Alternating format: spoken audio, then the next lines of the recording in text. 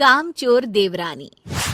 एक बार की बात है, सुषमा अपने पूरे परिवार के साथ खुशी खुशी मोहन नगर में रहती थी। उसकी 2 बहुएं थी, पल्लवी और शिवानी।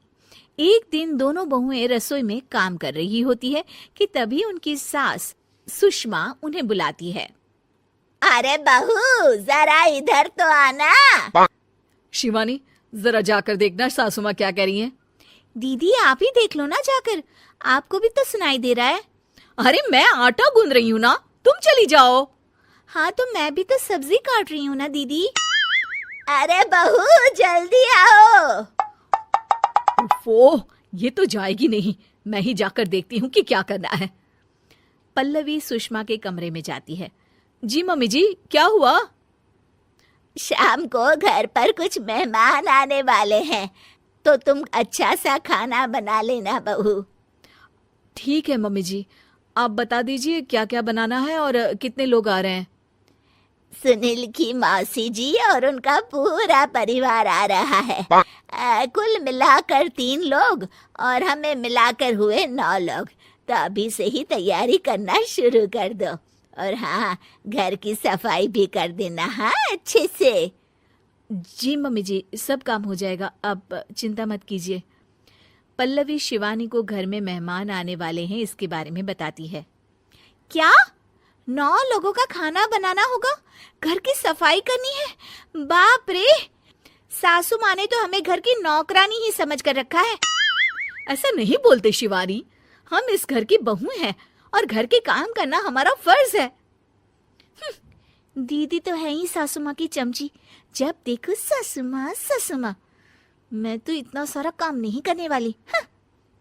शिवानी कपड़े लेकर गमला साफ कर रही होती है और चक्कर आने का नाटक करने लगती है। मेरा सर चकरा रहा है। तभी वहां पल्लवी और सासू माँ जाते हैं। अरे बहू, क्या हो गया तुम्हें? मम्मी जी, बहुत तेज सर में दर्द हो रहा है। तुम एक काम करो शिवानी, आराम कर लो। नहीं नहीं दीदी, घर में मेहमान आने वाले हैं, मुझे आपकी मदद करनी चाहिए। अरे कोई बात नहीं शिवानी, तुम आराम कर लो, मैं सब काम कर लूंगी। ठीक है दीदी, अगर आप इतना कह रही हैं तो आराम कर लेती हूँ। शिवानी आराम से अपने कमरे में मैगजीन पढ़ रही होती है। इसे कहते हैं आराम की जिंदगी। इतना सारा काम। चलो सारा काम खत्म हो गया, शिवानी को देख आती हूँ। शिवानी अपने कमरे में ईयरफोन में गाने सुनते सुनते सो जाती है और उसके साइड में मैगजीन भी रखी होती है। पल्लवी वहां आ जाती है और वो सब देखती है। ओहो, तो मतलब सब काम चोरी का बहाना था। अभी बताती हूँ इसको। घर का सारा काम मुझे करना पड़ा और ये महारानी यहाँ मैगजीन पढ़ रही है, गाने सुन रही है।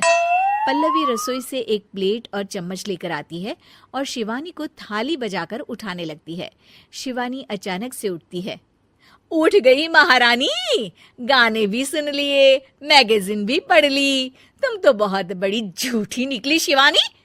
तुमने सर दर्द का बहाना बनाया ताकि काम करने से बच सको। हाँ बनाया बहाना, तो क्या करती, इतने सारे काम करती। मुझे कोई शौक नहीं है चापलूसी का। क्या चापलूसी? तुम्हें लगता है कि मैं सारे काम चापलूसी के लिए कर रही हूँ? और नहीं तो क्या। तभी वहां सासू माँ आ जाती हैं। अरे बहू, वो लोग बस आने ही वाले हैं, तुम तैयारियां कर लो।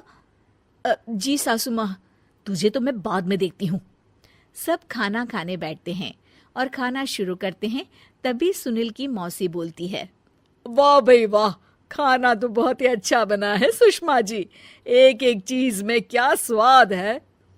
ये सुनकर शिवानी मुंह बना लेती है। उसे अपनी जेठानी की इतनी तारीफ रास नहीं आती। आपकी बहुएं तो बहुत ही अच्छा खाना बनाती हैं। हाँ, बनाती तो दोनों ही अच्छा है, पर आज ना ये सारा खाना बड़ी बहू ने बनाया है।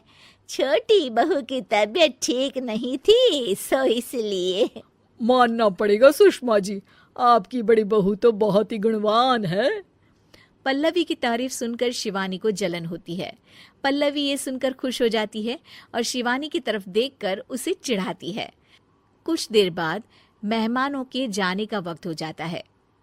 मौसी जी सबके लिए उपहार लाई होती है। वो सबको शगुन के पैसे देती हैं और अंत में पल्लवी के पास आती है। तुम्हारे लिए शगुन का लिफाफा तो है ही, पर बहू तुम्हें एक और उपहार भी मिलेगा इतना अच्छा खाना बनाने के लिए। मौसी अपने सोने के कंगन निकालकर पल्लवी को पहना देती है। ये लो, ये मेरे मनपसंद कंगन है, अब से ये तुम्हारे हुए। धन्यवाद मौसी जी। ये देखकर शिवानी तो पूरी तरह से जल जाती है और गुस्से से रसोई में चली जाती है। तभी वहां पल्लवी आ जाती है और उसे अपने कंगन दिखाने लगती है। देवरानी जी, अब आपका सर दर्द ठीक तो है ना? मुझे लगता है कि अब सर दर्द शुरू हो गया होगा आपका।